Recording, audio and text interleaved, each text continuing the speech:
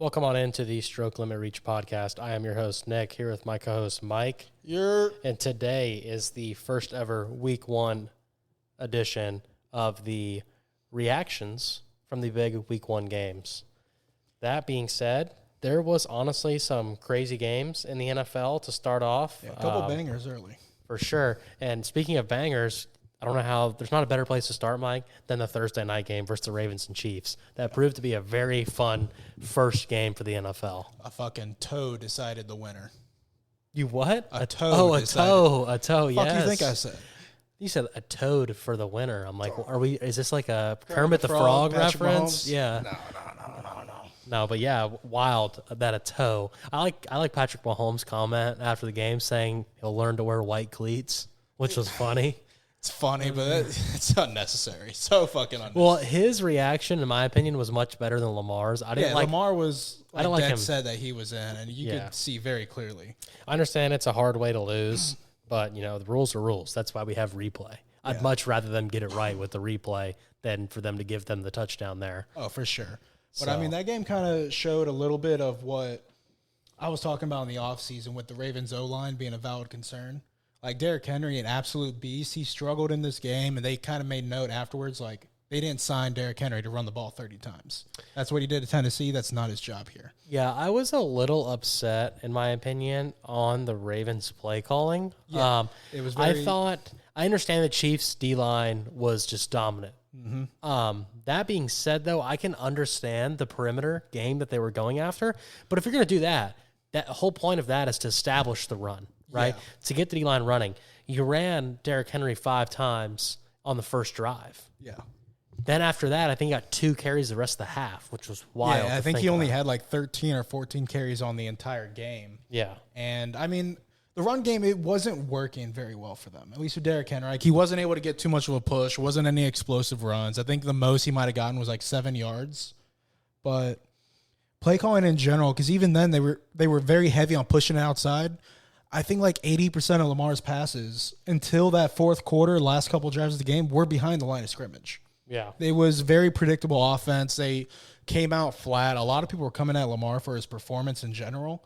And, like, It's hard for me to say that, though, because I just don't know. The play calling, in my opinion, was piss poor. Yeah. I mean, for lack of a better word. I think making Lamar Jackson a stand there and throw short routes almost like perimeter air raid style is just totally the opposite of his style of play. I would have more liked to see them almost run more RPOs, get Derrick Henry in the running game more involved to take the deep shots that Lamar's good at, forcing Kansas City into man coverage, and then he can use his legs on the ground to extend plays. I just feel like it was the exact opposite what I think they needed to do to win the game. But, I mean, 20-27, it's a close game regardless, and you could have had a chance to win the game. Yeah, they had 3 touchdown opportunities on that final drive. The first one was a ball to Isaiah Likely on the left side where if he just kept the ball lower and Isaiah Likely didn't have to jump up to try to, like, high point the ball. Yeah, what a That's a performance, touchdown. too. But he got blown up, and I honestly thought he dislocated his fucking shoulder. After that was when he was scrambling to the right, and he missed Zay Flowers on that when he was rushing right, kind of tried to throw a little crossbody and just missed him. That was also confusing me. Lamar Jackson said he didn't even see him. Like, he wasn't the intended target. So I don't know who he was trying to throw to there. Yeah. And then the final one being the eventual good throw, great catch, just very unfortunate that literally the man's big toe was sticking out. Yeah. And it hit the sideline. Yeah, and it could not be a transition to the next game now, and it could not be a worse start to the season for the Packers. You get a Week 1 loss, and on top of it, your starting quarterback who you just signed to one of the biggest deals of all time in Packers history is hurt, and it looks pretty bad. I can't remember if they said it was an MCL injury or I think they said it was an MCL. Yeah. Not a tear. It's 4 weeks minimum. 4 to 6 weeks is Yep. what they were projecting for his injury outlook. But this game, the Packers, they should have won this game. 100%. Jalen Hurts early on was Very shaky. Yeah, threw 2 interceptions, fumbled a snap later on to pretty much seal the game. But they were just turnovers that the Eagles were giving to the Packers, and they could not score. Yeah, and that being said, I think all of that was set up because, one, the Packers special teams unit was very good getting early in the game, pinning Eagles offense like way back. Yeah. I think in those first couple of interceptions, I understand it's quarterback's fault. They were bad throws. They were bad decisions. I would have just liked to see the Eagles try to establish the run a little more backed up against your own goal line. Yeah. Because as good as Jalen Hurts is, throwing the ball, in my opinion, on that 3rd and 10 on your own 5-yard line where they do interception, why not just run it and punt? I mean, they've got you stopped. Your quarterback forces a ball into too high coverage. He doesn't see the safety coming over, and you get the pick. So, especially when you have as good of an O-line as you do and an explosive running back like Saquon, like when you're in that dangerous and they scenario. figured it out. They figured it out later in the game. They're like, wow, we can run the ball well. It's just I feel like the game could have been way more early skewed. on. It could have been lopsided as hell towards the Packers if they could just finish. Yeah, props to the Eagles' great defense. field position they had. They held the Packers out of the end zone on those turnovers. Yeah. They had forced them to field goals. That's ultimately, in my opinion, the game changer of why they won the game. Yeah. Very pissed off. I took the over 63 live bet. And it would have cashed if Jalen Hurts didn't fumble that snap on the fucking tush push. That hurts. In his end zone. Yeah, that hurts. A lot of little mistakes like that from Jalen. But again, I think that just goes into the change that we're seeing, Mike, and we'll get into that later when we talk about the Jags versus Dolphins. I think that was a clear game where you could see the difference. But I'm not a big fan of these teams now not playing their starters at all in the preseason. I think they need to take a couple drives because like you have games like this where Jalen Hurts comes out, and these are all mistakes that could have been gone and done in the preseason. Instead, he's making these, I call them rookie mistakes, but they're game one mistakes. Fumbling snaps. Cold shoulder. It's been a while since you've been in this situation. In a live action against a defense that's not your team, right? I understand training camp, they play against other defenses in the NFL. However, that's still, there's nothing on the line for that. Yeah. The starting quarterback, no matter what. A game where you could lose the game, that's a different story. People that actually want to hit you hard, right? So I would just love to see it like more, and we'll get to that when we get to the Jags. I think that was a clear cut why the Jags were playing so well in the beginning, but let's talk on a little bit of a shocker. I mean, you were talking about this. The line opened up at 2.5 for Atlanta, closes at -4 in favor of Atlanta, and that's all because Steelers had to start Justin Fields. Yeah. I know you were big on hammering the Falcons because Justin Fields is playing. And the one thing I can say is yes, Kirk did not look mobile, right? He did not look like he was able to move around a lot, but I don't know how you don't give mega props to Steelers defense. No, Steelers defense Nasty. was, and still will be one of the best defenses, if not the best defense. I think the only teams that could counter them right now is probably Baltimore, Cleveland, and San Francisco. Like, their defense is just shut down, and I will give the Steelers props for that. Their offense, however, is the exact opposite. Yeah, they need a quarterback bad. I mean, they've got some talent on the outside. I really liked how Pitts was playing. Pitts. Fields? No. Shit. Who are you trying to I always talk get about? him confused. Who's the other big receiver that For what team? Steelers have? They only have George Pickens. Pickens. Yes, I'm sorry. Okay. I think I always get Kyle Pitts from Florida and George Pickens from Georgia because they're both, to me, almost like the same player, in my opinion. One's a big, lengthy tight end, but the other one's a big, lengthy receiver. Yeah. So I always get them confused. They're in the same game. So, yes, George Pickens. They got to get him more involved. I feel like there's a lot of times watching the game, I feel like a lot of times he is a mismatch. He's able to get open. In one-on-one man coverage on a Yes. deep shot, I'm throwing it to him every time. Yes, 100%. But so they did throw him the ball 4 times on a deep shot. One of them was an incompletion. One of them was a penalty called against him for a push-off, which I disagree with the Steeler fans saying that wasn't a push-off. I do agree that was a push-off. 100% a push-off. Like, yes, 100%. Just because he doesn't fully extend his arms, you see him put hands on the DB, push, and the DB then gets off track of trying to get to the ball. That's offense pass interference. Should be called every time. The NFL just sucks at calling it. But then they did connect on 2 of them. Yeah, the one that got them down there to get that field goal, I think it was because they got the field goal to get to 18. That was off a turnover. But the 15, to get down there and get the 15 to 3 points to get it, because there was all field goals for the Steelers, was honestly a great ball, great decision. And it was probably the best ball he threw all day from Justin Fields is when it was one-on-one man coverage. I don't know if it was to Pickens or who it was. All their deep balls went to Pickens. Okay, well, it was actually really good. The safety committed too far to the outside. They're running neck and neck with each other, but because there's no inside safety help, Justin Fields rolls out of the pocket a little bit, hits him, leads him to the middle of the field. They catch it, he gets tackled. Also, they're in field goal range. It was a great play. That was honestly the best play he made all day, in my opinion. Yeah. But Justin Fields didn't play badly by any No. means. I don't want to put that out there. I don't know if it was scheme or. I think, honestly, the way this looked to me reminds me of a lot of teams when they know their defense is nasty good. Yeah. And they just were like, okay, the only way we lose this game is if our offense turns the ball over. Yeah. So I think it was just very conservative play calling, knowing that the Falcons have nothing going on offense. But that's a big worry for the Steelers right now is like their biggest gripe over the last couple of years when they had Matt Canada, their curse for whatever, is that they don't throw the ball up the middle. In this game, Just Fields, I think, had 23 or 25 pass attempts.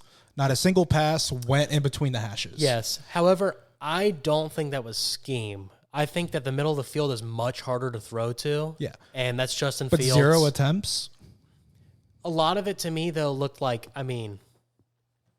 there's receivers running across the middle of the field. Yeah. And it's I don't think it's like, I think this is a hard way to judge the Steelers offense because I think when Russell Wilson comes in, he's going to be able to throw the ball across the Right middle now, of the field. Fields is the projected week 2 starter. Is Russell Wilson healthy? I don't think so It's yet, like up right? in the air. Like Yeah. he's having like calf strains or some shit. I think once he becomes fully healthy, they'll probably play him. I just think that he's much better quarterback. I mean, until proven otherwise, I think that Justin Fields is because this is a prime example. We talked about it too with Caleb. We're going to talk about it with Caleb Williams. Only throw the ball to the outside. When guys are very athletic with their legs, they want to get out of the pocket. That's why you see so many attempts outside the hash, right?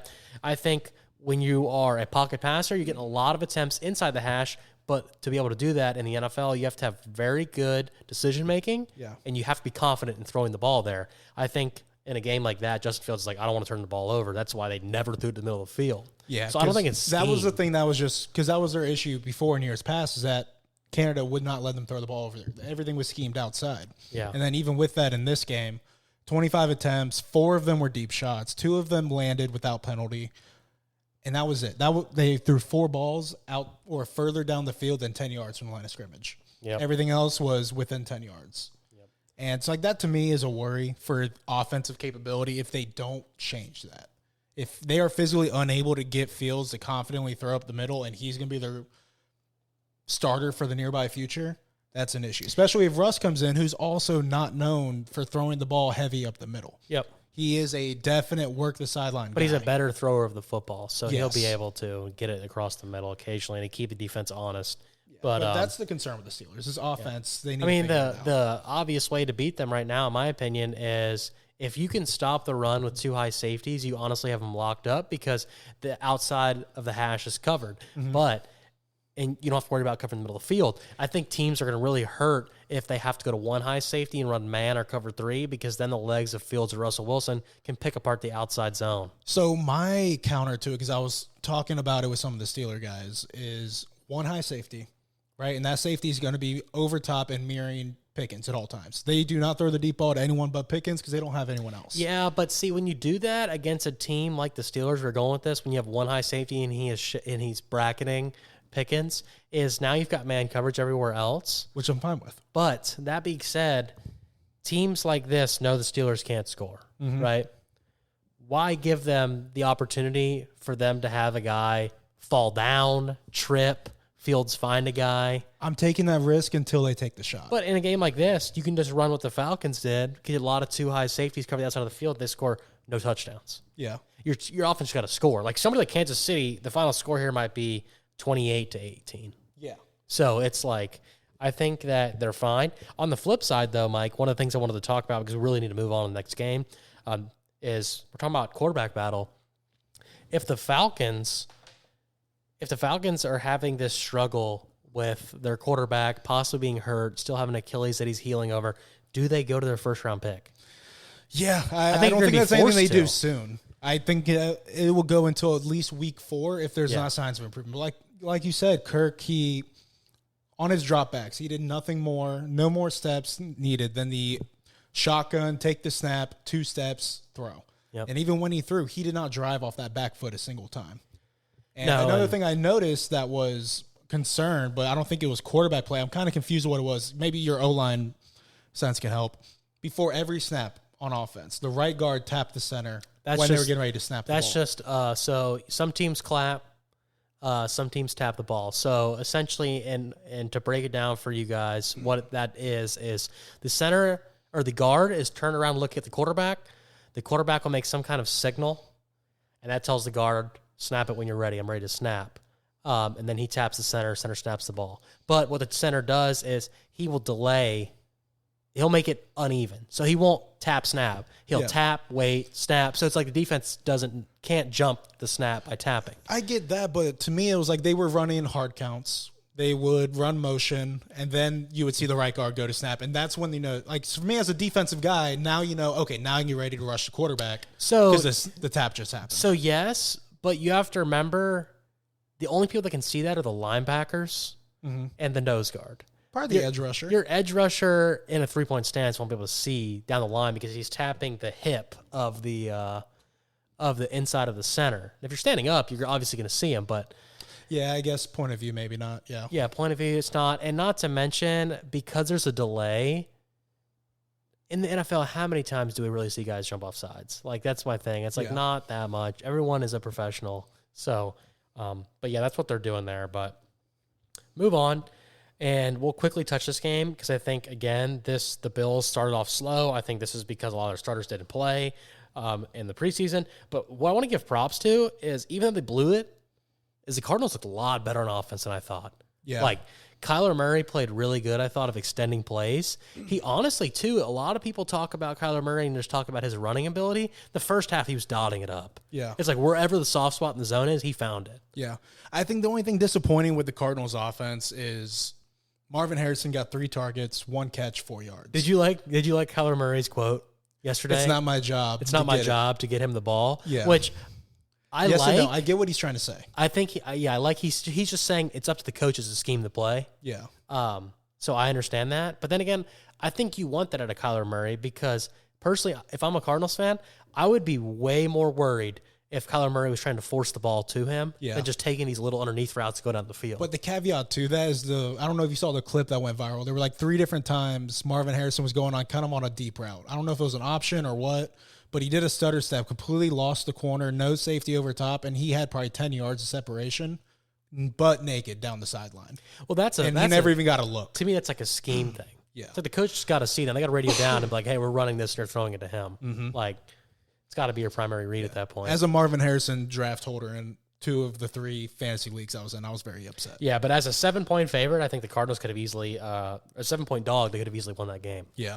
And I just think that, I was a little higher on them going into the season. I have to look at what our projections were when we look back. But I think now, like, I don't understand how they're going to be a 7-point favorite against anybody. Like, they looked good on offense. Like, if they can keep that up and start to hit these deeper shots, I mean, their offense is only going to get better. Yeah. And I think, honestly, with some of the weapons they have now, James Conner even played pretty well.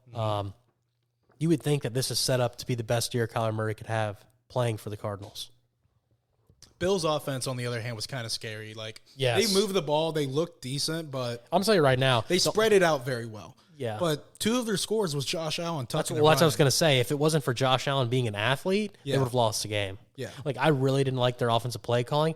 And in my opinion, I need to go back and watch this, but watching the game live, I thought their offensive line was getting ate up by the Cardinals D-line. They lost their starting center, and I believe their right tackle. But we're talking about the Cardinals D-line, which could be one of the worst in the league. Like, that scares me. Like, you go and you play some of these guys like Kansas City, who we're talking about, even Miami. Like, Miami had a couple great sacks in that game, a lot of pressure. Yeah.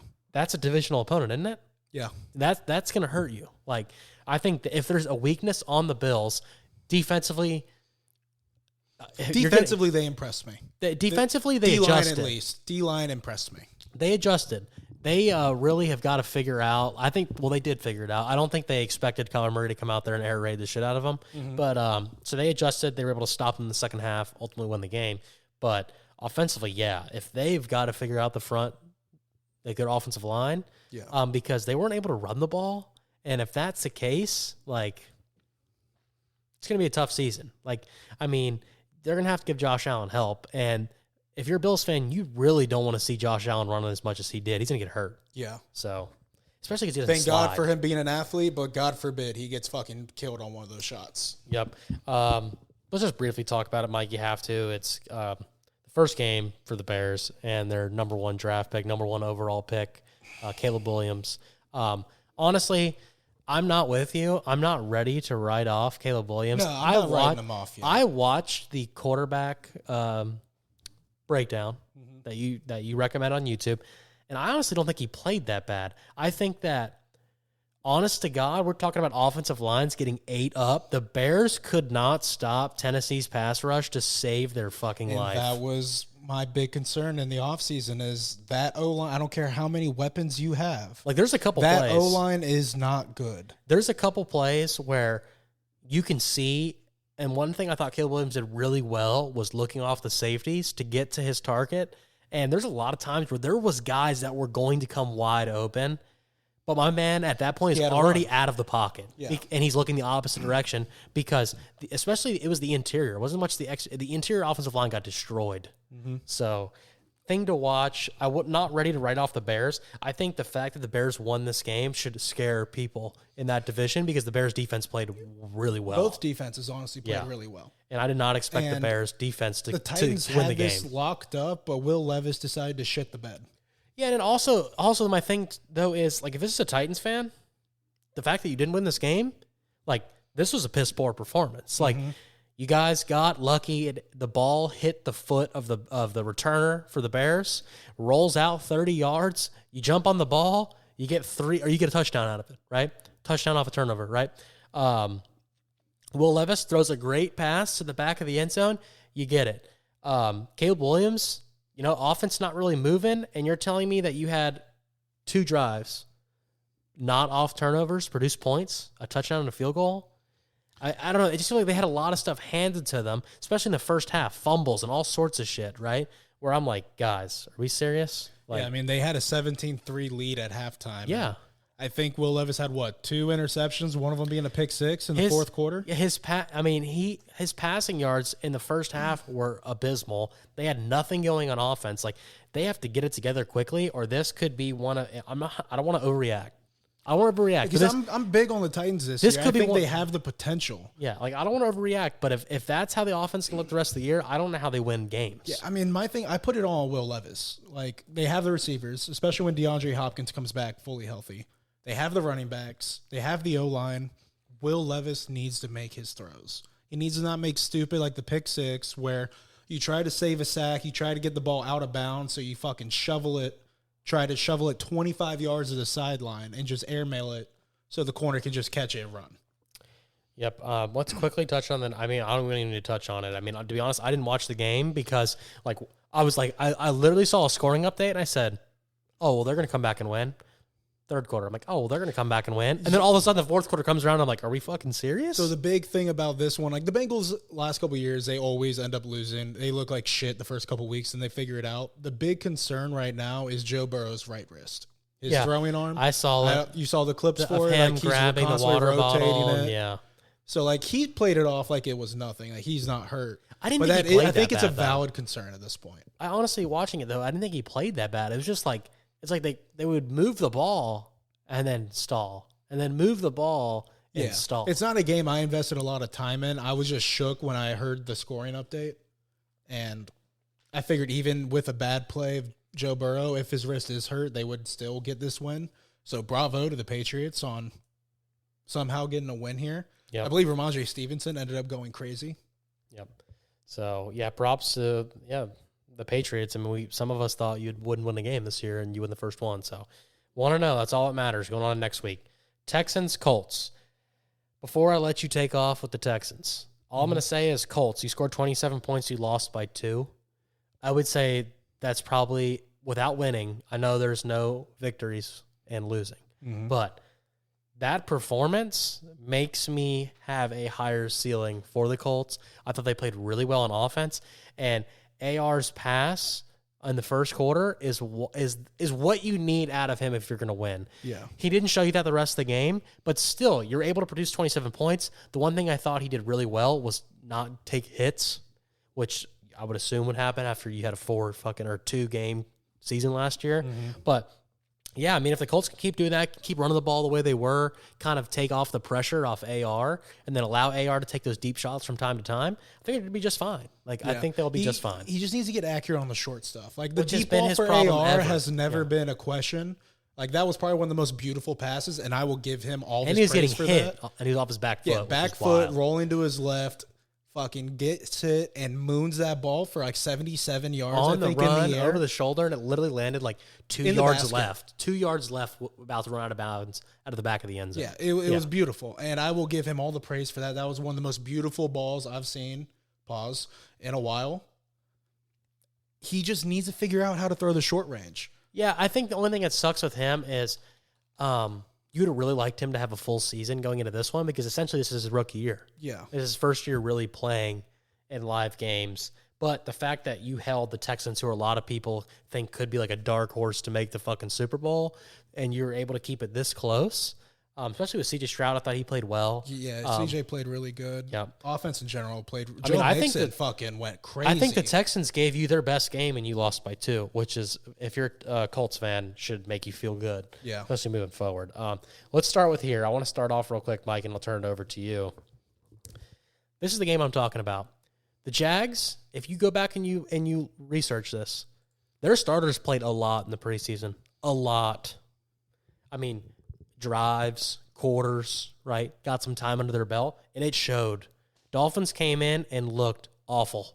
Tua, all over the ballpark, couldn't complete a fucking pass past the line of scrimmage more than 10 yards down the field.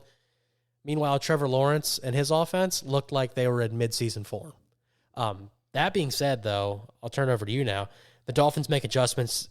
Jacksonville doesn't score the rest of the game. So, pretty wild. But Yeah, I mean, and honestly, this game in particular, Mike, I think is why the Jags coach is like rubs me the wrong way. Because, like, yeah, I understand people are like, okay, Doug Peterson, took them to the playoffs. They had that run. Remember, we're all watching at our buddy's house. But, like, when they lose games like this, you played better for 2.5 quarters. Mm-hmm. And honestly, in the first half, the Dolphins had no answer for your offense. Yeah. Even though you scored 17 points. I mean, the Dolphins scored to try to get it close within a touchdown going to the half. They give you the ball 30 seconds left. Trevor Lawrence takes your team right down the fucking field and kick a field goal. And you're up by 10 going into half. yeah, I So- know the fumble in the back of the end zone that ETN had definitely hurt him. Oh, that would have sealed the game. Yeah. That would have sealed the game, in my opinion. And the 180-yard touchdown pass to Tyreek, which, I mean, it's Tyreek. You expect he's going to get a long that's what I one was gonna say, eventually. yeah. Like, he's going to get there. But in general, I mean, In general, I think the Jags defense actually, I thought, played really well. Yeah. And more than good enough to win this game. yeah. But yeah, I mean that's something when you play the Dolphins. When you're fumbling the ball to the end zone and having all these missed opportunities, in my opinion, you're playing against one of the most explosive offenses in the NFL. That's bound to happen. I mean, you're clamping their offense down. You can't rely and put that much pressure on your defense to cover 2 of the fastest receivers in the NFL. One of them is going to get open. I don't care how much attention you pay to him. All it takes is for one little misstep, and Tyreek Hill's fast enough where he's wide open, he's taken to the house. I mean, him and Waddle to me are so alike in the fact that once they get the ball in their hand, it's like, oh, that guy, and that guy could tackle him. And it's like all of a sudden all their angles are so far off because you don't realize how fast these guys accelerate. Just bound to happen. Yeah, and I mean, you see in the receiving stats for these guys, like Tyreek Hill, Devon Achane, Jalen Waddle, they're 3 probably fastest guys on the team. 130 yards receiving for Tyreek. Almost 80 for Devon Achane, the running back. Yeah, I was gonna say 109 for Jalen Waddle. I was going to say, their coach saw that Tua was struggling throwing the ball. And one of the adjustments that they made, I think in like after the first quarter was, hey, he's struggling perimeter throws. That's why you see so many passing yards to Achane. And I mean, like, props to him for making the adjustment because you're eating them up on bubble screens to the running back. Yeah. I mean, your receivers were blocking very well. I thought that was awesome. You'd love to see it. The Dolphins found a way to win. Mm-hmm. And that's ultimately what you have to do. They're 1-0. Jacksonville's 0-1, but I thought the Jags played better. I just think this is another reason why I'm not a big fan of their coach. You let it slip. You scored 0 points after halftime. Yeah. In my opinion, Mike, I don't know about you, but when you're winning 17-7 and you lose 20-17, it's the same thing I say in college. You got outcoached. Yeah. The other team made adjustments, and they beat your ass in the second half. Yeah. You got outscored 13-0. The only other thing I want to talk about on there is I think it's super interesting. ETN and Tank Bigsby, your boy, got the same amount of carries for the game. They got the same amount of touches. Yeah, I was telling you about that. I was like, honestly, ETN would come in, he would play good, and he got tired, and then Bigsby would come in, and he'd play just as good. Better, and then honestly. Yeah, and then he got tired. And Jacksonville, I think if you can keep that up and you have two running backs that can share the exact same amount of reps and they're playing the same production level. And they're two very different style of running backs. Yes, that would be awesome for your season. Something nobody saw coming, because now it's like teams are going to have to worry so much about your run game. It's going to free Trevor Lawrence up, which I thought Trevor Lawrence played actually a good game, even though they lost. He played well. Passing-wise, you would like to see more because he went 12 for 21. Yeah, but my thing is like, if you look at the first half stats, he played excellent. I don't know what Jacksonville's scheme was in the second half. It was like, let's hand it off every down, and then we'll get into 3rd and long, and then here comes the fucking, I call it the rabbit package, but here comes in all your nickel, your dime, your speed guys, your edge rushers. And I'm going to tell you right now, I don't care how good of a quarterback you are. I don't care if it's Tom Brady. If you have to consistently throw the ball on 3rd downs, you're not going to complete many passes with a bunch of dime fucking DBs out there. Yeah. Not to mention, your offensive line hates you because you're having to block the fastest, most athletic guys on the field. So I just think they set him up for failure in the second half. In the first half, he made one of the best throws in his career. The pass that he threw over top of the defensive back Brian Thomas in the back of the end zone was like one of the best balls I've ever seen him throw. I was like, dude, any other angle of that ball is picked off. Yeah. And he dropped it right in, and that DB was even like, what the fuck? Yeah, it was gorgeous. It was Ramsey. He torched Ramsey. That's who was covering him. Right over his head, couldn't get to it, caught it, great catch, touchdown.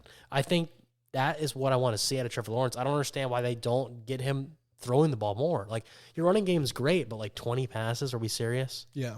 20 passes in the NFL? I mean, come on. But, Mike, do you want to skip this game or you want to talk about... we can be real quick. Yeah. Panthers over Saints. Panthers suck like we knew they would be. They're going to be in contention for the number 1 overall pick. Yet again, I don't know how they not. just have more holes than you really know what to do with. I mean, with the Giants are right there with them. I was going to say the Patriots after week 1, I'm like, they're significantly better than both of these teams. Well, my thing with the Panthers and Giants, right? I'll kind of touch both games at the same time. Panthers, they don't have a good O-line. Their QB, I'm not sold on Bryce Young, but I'm also not saying he's a bust. Like, Bryce Young, you can't ask him to do much with what he has. Yep. He has probably one of the worst O-lines, if not the worst. One of the worst wide receiver cores, if not the worst. There's just nothing for him to do on that offensive side. Defensively, there's holes all over for the Panthers. They traded away one of their better corners. Their D-line is okay. Their starting D-tackle, your boy from Auburn, I'm going to struggle with his name. Derek Brown, out for the season. Yeah, it's wild. So your one stud piece over there, gone. The Giants, however... the O-line played insane. The biggest downput for the last couple of years for the Giants was the O-line. They've gave up 1 sack, 1 pressure. Daniel Jones got sacked more than that, but that was on Daniel Jones. Yeah, the wide receivers I thought were great. Malik Neighbors led all receivers and wide receivers. I was going to say, like, this to me was the one game in particular where I'm watching, Mike. Daniel Jones was the reason this game lost. Is the single reason you lost the game, because even in the first half, I was like, wow, Daniel Jones cannot move the fucking football, and they're giving the Vikings short field, and the Giants' defense is playing good. Yeah. Which is what we said. But this, to me, is the exact same formula last year of the first game of the season when you played the Cowboys. It's how many fucking possessions do you want to give the other team on your side of the field to score? And the most insane stat that I saw today, by the way, Malik Neighbors. Average yards for separation per route attempt. Oh, trust me. 3.2. I'm about to flame you and Daniel Jones, Mike. And Daniel Jones. Because you know what? I took Prize Picks. Malik Neighbors, more than 5 receptions. Guess how many receptions Malik Neighbors had? 4 or 5. 5. It fucking pushed, and they gave me my money back. I said, you motherfucker, you couldn't throw him the ball one more time? I'm sitting here at halftime, and I'm like, he's got 5 catches. Surely this is a lock. And the other issue that I have with it is Jalen Hyatt played like 5 snaps. He was our wide receiver 1 all throughout training camp. He's going to get in more. Played 5 snaps. Who's your backup quarterback? Drew Lock, and Tommy DeVito. I don't know how you don't play one of them. Like, this was one of the worst performances from a quarterback I've seen in a long time. I will tell you why, because we are perfectly okay with losing every game this year. Yeah, but that's why I wasn't even upset watching it. This, to me, was the year Daniel Jones is either going to come out and prove to everyone that he's a good quarterback, or he's going to come out and prove to everyone that he's not a starter in this league. I'm just a little worried about when you do that and you lose. One of the things that you see a lot is players start to give up during plays, and I'm just worried about injuries. Is what I start to worry about. When your team knows we're just playing to get a first-round pick or a first overall pick, and then all of a sudden, you know, like Malik Neighbors, for example, is jogging and he gets the ball and gets fucking whacked and he's out for the season. That's what worries me. So that's the only thing I would say. But I understand the Giants have to pick up a quarterback. Yeah, like if they don't draft a quarterback this season, like what the fuck are they doing? Yeah, like the difference between the Giants and the Panthers to me is the Giants are short a quarterback and a corner one. Their O-line played great. Their wide receiving core, above average. The big fat guy for you guys in the middle played awesome. Dexter Lawrence? Yeah, how fat has that motherfucker got? Like, he used to be... I mean, he's built. He used to be, he used to be pretty in shape, and I'm like, dude, this guy's a fucking bowling ball. He looks as wide as he is tall. But he's so motherfucking strong. He is and good. He's fast for his size. He is good, but I was just like, dude, there's no way that's Dexter Lawrence. Like, I'm sitting here watching him like, that is not the guy who fucking played for the Dolphins. Last couple years, he's gotten huge, but he hasn't slowed down. It's insane. But D-line for the Giants, I'd say above average. Outside Dexter Lawrence, like the two pieces aren't that great. I was going to say, you know who's the biggest letdown?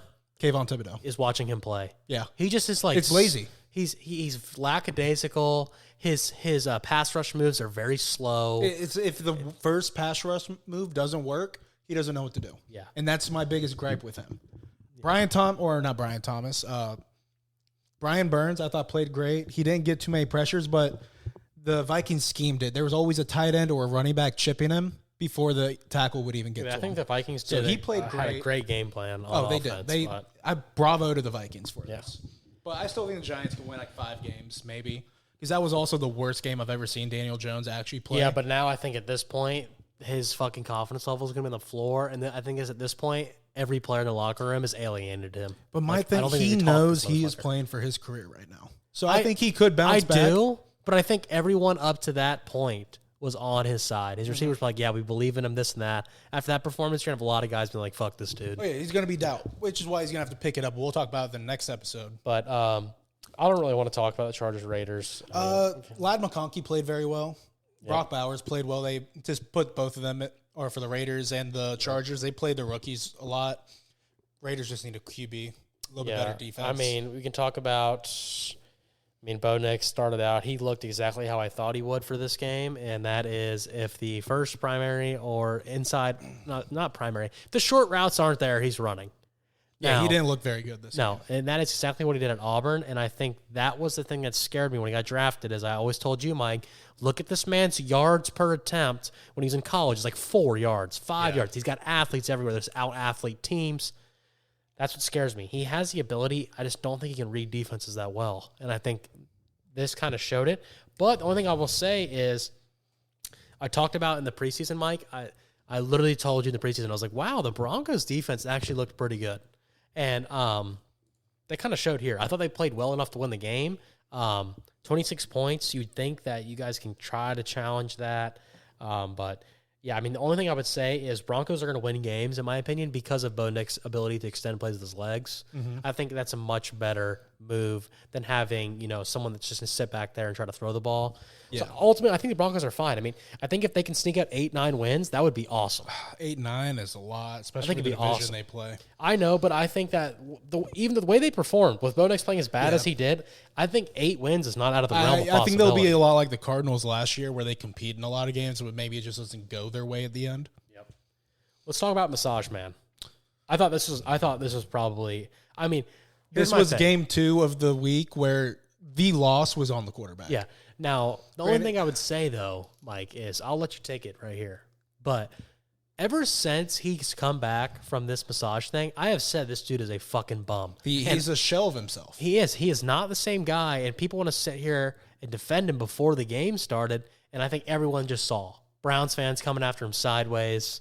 Only person backing him up is his fucking burner account he made. We were looking at that. Yeah, like you saw even his teammates, like they're not letting him help them up. Like it looks like his team doesn't like him, the fan base doesn't like him. But I will say that's a little bit to his benefit. Like, how are the Cowboys the underdog closing? I don't know.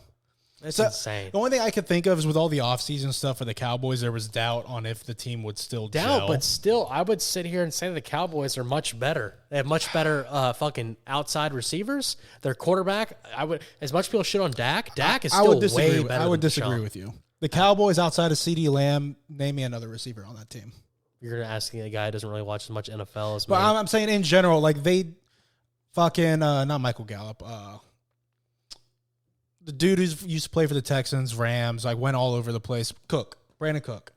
Old now, was like a liability last year. Never really did much. That's a wide receiver too. He had a good game here, but my thing is the Browns at every position when healthy, outside of quarterback and wide receiver one, I would probably give the edge to. We were worried about the Cowboys' offensive line. Yeah. But I thought they played great. Yeah, their O-line played great. But they were also in, like, their offense was in prime position and scoring position all the time because the Browns, well, I will give credit to Deshaun, is both of his starting tackles were out with injury. And they got absolutely massacred.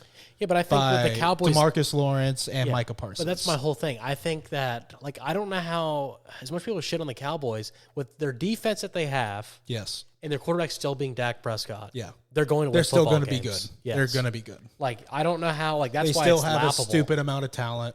It's like that's why I think it's laughable that Cleveland is the favorite in a game like this because we're still, no matter how good this proves it, no matter how good Cleveland's pieces are. As long as Deshaun Watson keeps playing the way he is, you're not winning football games. Yeah, and I think that was a big thing that I don't think anyone expected Deshaun Watson to be this bad. Like, coming off of his injury last year, he should be fully healthy. This was another game where they lost it because of their quarterback. Going to the next game, fuck yes, you love to see this. My man Baker plays a great game, one of his best games he's played in a long time. They go out here, they fucking light it up. Quickly, we'll move on. I didn't think Jaden Daniels played that bad. I thought he was able to extend some plays. He's with his legs, he played great. I think that I can't tell if he's quick to run because he's not reading the defense or if he's just so scared to death that his offensive line is that shit. And I think it's a mixture of both. Yeah. Probably more so the O-line. Now, I think that a quarterback like Jaden Daniels will honestly be able to give you more wins than Sam Howell, who was there last year because of his leg ability. He's going to extend drives. Mm-hmm. But just want to talk about it before the Bucs move on. Bucs, this is probably the best way you could have started the season. Only thing I would say is your offensive line scares the shit out of me coming into these next couple games. Yeah. You're lucky Baker can move. Yeah. Because I think they only gave up 1 sack. Could have been about 5. Really scared me. I could tell you actually right now. Pretty sure it was 1. I looked it up earlier. They gave 1 sack on Baker. Double check. Yeah, Cleveland Farrell got the only sack. Yep. However, they were in the backfield a lot, and he was moving out of the pocket, extending plays. Just because of the division you play in, some of the games coming up, you got the Chiefs. I can't say you're going to beat the Chiefs with an offensive line performance like this. But that being said, the Bucs, to me, if they can continue to score points like this, they're still my favorite to win the division. They are still making the playoffs. I hammered that in the offseason. They're still my pick to win it. I love that Baker has revived his career because for the past 3 years, every Browns fan has been shitting on him about how terrible he was for him. Yet Deshaun Watson hasn't done shit for him since they gave him this fully guaranteed contract while he was getting ready to get suspended. Traded away Baker for a box of fucking candy. Sent him over to fucking Carolina so he could go play fucking scout team D-end before getting traded to Rams. Had a little showing and finally got his little contract with the Bucs. Got his big extension in the offseason. I love this for Baker because I've been harping about how much that he was not the issue over there in Cleveland.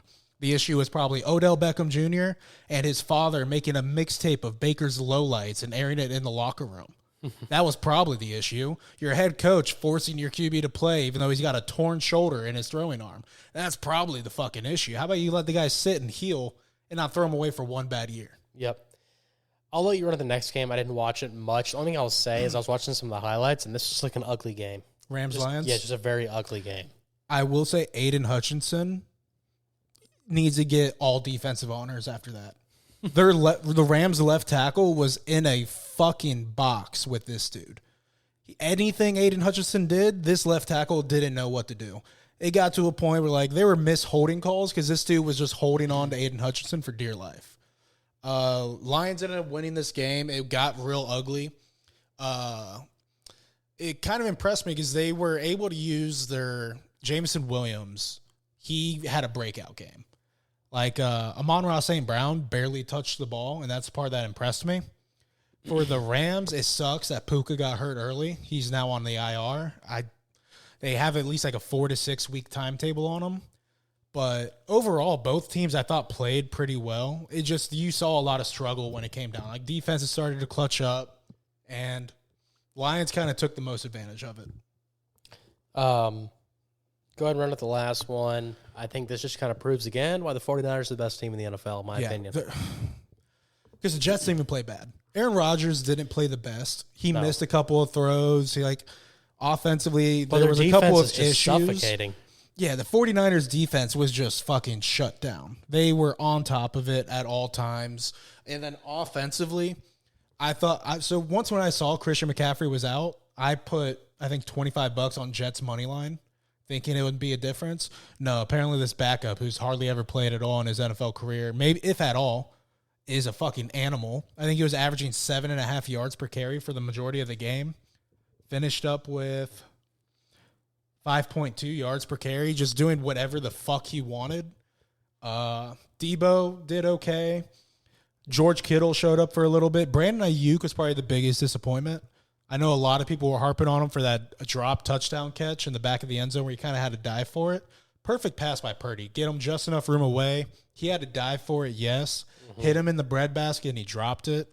I feel like that will kind of fix itself out after a little bit. The dude just, never. So the issue, if you try to hold out and not take part of training camp and not really do much football work prior to week 1, is you're just a little rusty. Yep. And I think that's all that was. But bravo to the Niners. They literally played like what looked like a perfect game. And I can't nitpick really anything they did outside of like Brock Purdy early on was just missing a couple throws, but fixed it probably the second quarter on. Yep. Took advantage of every look the Jets gave them. So before we sign off here this afternoon, I just want to talk to you guys a little bit about some bets. Mike, we have our best bets tomorrow. That'll be our episode released tomorrow for you guys. That being said, though, we're here to make y'all money, right? Mike and I right now, pretty hot in college, okay? Pretty hot. You guys saw our best bets that we posted. Mike and I, I was 3 for 3. Mike was 2 for 3. We're both in the green, okay? Fucking West Virginia, dude. Yeah, he said fuck West Virginia because that would have made him 3 for 3. Only thing I'm going to say, Mike, is I want to just, I don't know if you agree with me here, but I want to get our viewers in on some best bets because the lines right now are moving a lot. Particularly the one that I like is the big noon kickoff game, which is Alabama-Wisconsin. Opens up at 15.5, right? Hammer, throw the fucking mortgage on Alabama to cover 15.5. Wisconsin with Tyler Van Dyke, ask Miami how that's going to work, okay, in a big game. And I don't think Wisconsin's got anyone on defense that can tackle Jalen Milroe. Because a lot of people forget against the USF game last week, Jalen Milroe had a couple big runs that got called back for holding, okay? You won't see that this week, in my opinion. Bama's already up to 16. In my opinion, they're going to close, Mike, over 17. It's going to be 17 or 17.5, which scares me because at that point, you're like, oh, fuck, right? 3 possessions doesn't win you the game if it's 2 touchdowns and a field goal. So if you guys like that spread, I would hop on it now. It's sitting at 16. I would take that. Personally, I have that bet. So I just wanted to put that out there, Mike. There's a couple more like that. The one that I would say, guys, if you're high on Memphis, we'll talk to you about it later. Don't bet now. The spread is moving in your favor. It opened up at 5.5, Mike. It's all the way up to 6.5 now. I looked earlier and it was at 7. Yeah. Well, on here, I'm looking at the live odds. Memphis opened at plus 187, right? For the money line, they're now at plus 211.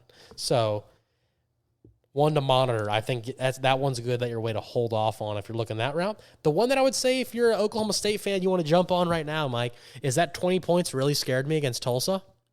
Yeah. Because of Oklahoma State's kind of performance last week against Arkansas. However, it opened at 20.5, Mike. We're down to 19. So So it's under 20. You're sitting at a number where it's like, okay, it's possible, right? So that's one to monitor. I think if it jumps up to 20, you let it go. But if it starts to go down, you might get down to about 18.5, 18. At that point, I would recommend just buy it down to 16.5, and it's a lock. So a couple to look at. Another one is, I don't know which way you want to bet because me and you are opposites on this. Personally, I think Missouri's going to cover. Personally, you think Boston College is going to cover. However, that being said, whether you're a Missouri better or a Boston College better, I think both teams benefit from letting the spread play out. Yeah. I don't know. If you're Boston College, it doesn't hurt you to lose a point if it goes down to 15.5. But, man, I'd be sitting here monitoring that because if it goes up to 17, all of a sudden now you're like, wow, plus 17? Okay. That's a big difference between that and 16.5. Yeah, and the only reason I like Boston College to cover that spread is, like, they've shown so far this season time of possession for offense. That is their thing. I think that's so why. I think that could hinder Missouri from taking a huge lead. But that's why in this game, personally, if we're talking about best bets, which I don't want to talk about one of my best bets coming up this week, but personally, if I'm one of you guys and you're thinking about a bet, the money to be made is the over-under, personally. Because like Mike says here, we've got time of possession, possibly bad weather in a bunch of these games this week in the Southeast. Boston College, a team likes to establish a run. Missouri's like a team to throw it in the air. Even if Missouri covers, I don't see how they go over. So just a one to monitor there. I think there was one more I wanted to talk about. Yes, and that is Oregon. Okay, Oregon's spread is fucking going through the roof. All I'm going to say for you guys out there is be careful betting on Oregon, okay? This is a really weird matchup. It's called the Civil War. It's a rivalry game, okay? You have this weird situation where Oregon is kind of tripped twice coming into this week, right? They should have lost last week. That being said, you've got an Oregon State team who's fired off 2-0, looked a lot better than a lot of people think, and all of a sudden they're sitting here with a chip on the shoulder as the redheaded stepchild who got left out of conference realignment. It's at Oregon State. I'm not saying Oregon State can win the game, but I think it'd be closer than a lot of people think, Mike.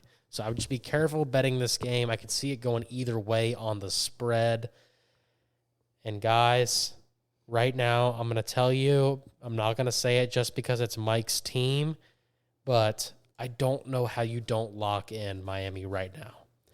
The one thing that people have to look at, Mike, when it comes to spreads, is you're not saying, can Miami's starters cover 36.5? You're saying, are Miami's backups better than Ball State's ones? Yeah, able to keep the spread. And yes, they are. Miami's twos are better than their ones. You would think they're covering the spread and keeping it.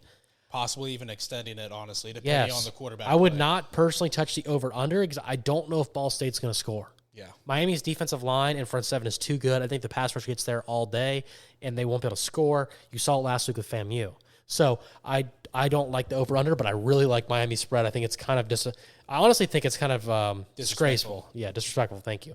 The other one I would say right now, guys, to look at, and we're going to scroll down, Mike, to the Georgia game at 7 o'clock. I think it's 7:30. Yep, on ABC. Georgia opened at 24. Georgia's at 24. Guys, I don't think this is going in the direction of Kentucky. Personally, I bought this to 23.5. Buying 1 point, Mike, goes from 110 to 125, right? Minus 110, minus 125. What is that? We're talking about a couple dollar difference. Yeah. When you're coming to how much you're betting. Personally, I love that. Only thing that scares me is with the 24 points is, does Georgia finally get to a game where it's like, okay, it's one of those Georgia games where it's like 35-10, right? Which would still cover by 20. It would be 25 points, but you never know. Field goal late, 20, 35-13. Kirby's a guy who does let go of the gas. He does, for sure, especially Kentucky, a wounded Kentucky team. Yeah. I don't think there's a way that Georgia... Also, Kentucky is going to be much higher. Like, they're going to be amped up to play this game. It's at home. Another thing to watch, though, is... I keep saying it, this game could be pouring rain. Like, these games in the Southeast, there's a hurricane that's coming through Louisiana. It's sucking a lot of moisture. There is going to be a lot of games that is in bad weather in the Southeast. So I think people need to monitor it when you're looking at these over-unders. Because, that's why I think you're looking at it, the over-under so low, as well as I don't know if Kentucky's going to score. Like they scored 6 last week. Yeah, against South So Carolina. when you're looking at this over under of 45 points, I guarantee you if you go and you try to bet on Georgia total team points, it's probably like 42. So just keep that in mind when you're looking at that game. But I can't wait to talk about these in a little more depth because, man, there's some good ones. I think a sleeper game of the week, Mike, is a lot of people are going to be tuning into that 7:30 game, Georgia-Kentucky, but that game's going to get out of hand quickly. I think the UCF-TCU game is going to be very fun to watch. Big Big 12 game. And the spread for that one's like -2 UCF. It was right? -1.5 TCU. Now it's -2.5 UCF. Yeah, I'm hammering that. See, only thing that scares me is this is the first test where UCF don't fool yourself. Yeah. TCU is going to make UCF throw the ball, and that's what scares me. It's the first time. I don't like touching this game at all. The only thing I will say is I really like the under. Yeah. 62.5 points is a lot. Yeah. I think UCF's defense is a little better than you think. I think UCF struggles on the road and on offense with their lack of ability to throw the ball because at this point, they still have KJ Jefferson as And quarterback. when you go to a team that is going to have to rely on the ground game, especially in college now, you see how fast that clock gets fucking sucked away. Yep. Like high over-unders for a run-first type team now. Yeah, I mean I'm we're hammering the talking about a team that runs for 500 yards a game against a divisional matchup. That's not happening. Okay, so I really could see a low scoring game. I mean, 61.5 is what it's at now. Is a lot. Yeah. A lot of points. Because I don't see TCU scoring 30. I don't see TCU scoring 21. But I don't see UCF scoring 50. Only thing is with TCU, watching them play is After their struggle against Stanford, I don't trust them. yes, but that game was really weird. Really weird. I just hope that UCF can stop them on the ground. It's going to be a running battle, and I think that's why the under hits because, like you said, clock's just going to peel off. Before you know it, it's going to be gone. But yeah, I think TCU is honestly a lot better than people think. Just the Stanford game was weird. I mean, the fact that TCU ended up winning that game was a miracle because they gave Stanford all the opportunities to do it. They played really sloppy. Yeah. But also, you have to remember that game was low scoring, and one of Stanford's drives came off of 3 15-yard penalties in the first drive. Yeah. So, yeah, but it's going to be fun to talk about college football this week. You know, we've got some interesting stuff, some housekeeping items we're going to talk about. Tomorrow, we are going to do our college football preview like we always do, the couple big games of the week. And we're going to implement for the first time, it's going to be called the Mike's Top 5. Mike is going to give you his 5 best games of the week. He's going to go through the matchups. But also, we know a lot of you guys are football fans. You're nerds out there like us. We will be posting a video for every team breakdown, every game, right? So it's going to be a matchup, all 16 matchups right now because there's no bye weeks. Mike is going to do every game. We'll post them individually because I know a lot of you guys out there, you're like, hey, no one's talking about the Giants this week, right? Hey, no one's talking about, could be the Bucks playing the Saints, like a game like that. No one's talking about us. So you'll have Mike here break it down, tell you his little snippets. It could be a short, could be a small YouTube video, but we're excited for that, Mike. I know you are too. That will start next week. Before we do end this one, I do want to talk briefly about Buffalo-Miami because that is tomorrow's game. One thing I like here is the over for Miami. They're missing both their 1 and 2 running back. Well, projected 1 is out. Raheem Mostert's out. Achane is questionable at this point. A lot of people are projecting that he does have a high ankle sprain and can project him to be out for 4 to 6 weeks, but they're making that a game-time decision. I feel like it's going to be similar to Christian McCaffrey where they know he's not playing, but they're not going to tell the other team that. So they're going to be forced to air the ball out, and I'm not the weather guy. I didn't even know we had a hurricane. Is it in Miami? Yeah. They should I be didn't even fine. know we had a hurricane It's in coming Louisiana, so it's fine. They should be Okay. fine tomorrow. So But it is Florida. I love the over for 49 for a team like Miami that's going to be forced to air the ball out. I love it too, yeah. I love the over. I think on the that Buffalo scores a lot of points too. So, yeah. game. Miami, I do think they're favored by 2.5. I do think that's the correct spread. I probably would be dabbling a little bit with the -2.5 Miami and the over 49 parlay together. It just scares me though because like I feel like both offenses were very slow to start last week, so I don't know what offense for each team is going to show up. They were, but I think Miami tried to force run the ball, and if they're missing Achane and fucking Raheem Mostert, I don't think they're going to give the ball to Jeff Wilson, and I don't think they're going to force feed the rookie Jalen Wright from Tennessee. I would love to see him get some action because I think he could be very good, but I just don't see him as a 4th string running back. Putting in a lot of faith in him. Also, if we're talking about Thursday night games, if you guys, if something happens and a fucking miracle happens and like Miami's blowing out Buffalo or the game is just boring as hell, a game to watch if you're a football junkie is on ESPN. Yeah. Arizona State is 2-0. Okay. Arizona State has played way better than everyone thought. They handled. And they're the underdog. Hold on. I'm about to explain it. They handled Mississippi State, right? Arizona State is the underdog. But it's a pick 'em. Is close, okay? Arizona State, the reason they're underdog, Mike, is Texas State, believe it or not, out of the Sun Belt, is who this as a conference, the Sun Belt thinks this is their team to get to the playoff. They're the Bobbies, right? Bobcats, Texas State? Yes. So they are the team that they think can make the playoffs. They have a lot of offensive talent. If you click on them and you see their metrics, Mike, pretty wild. Let me see if I can get to them.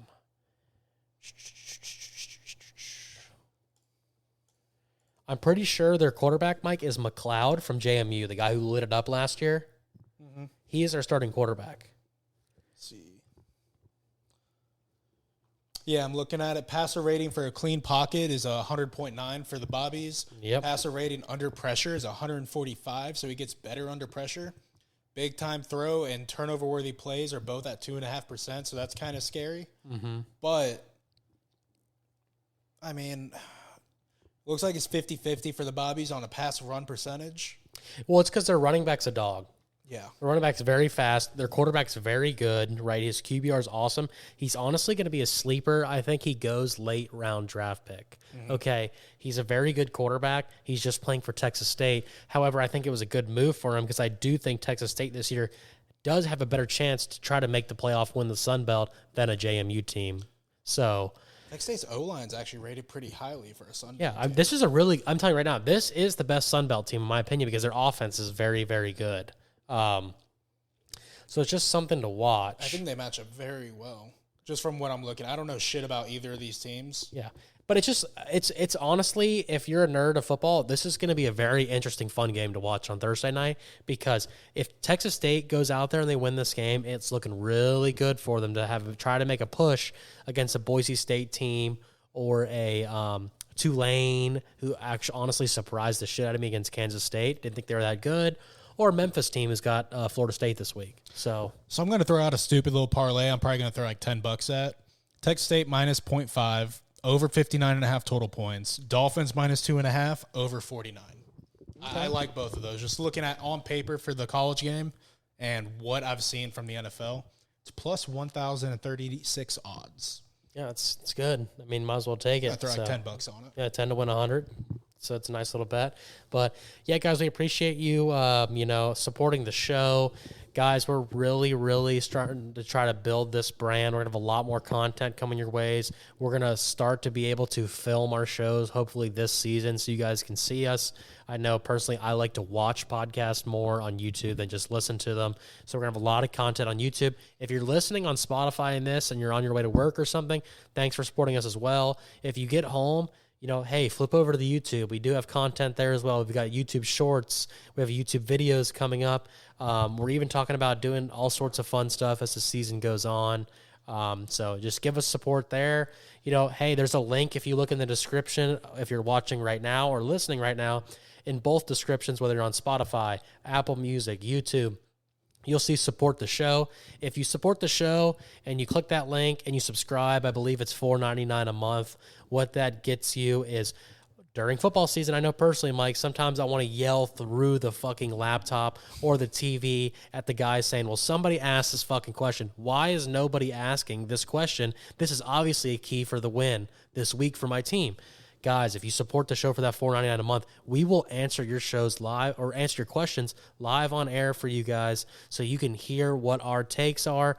And also, we're going to give you our bets ahead of time. We want you to ride the wave with us and make money. Or if you're like, hey, these guys are fucking stupid, swerve us. Go the other route. So a lot of content coming your way. We really want to support the show with our fans, with you guys. So a lot of stuff coming out. Until next time, peace. You're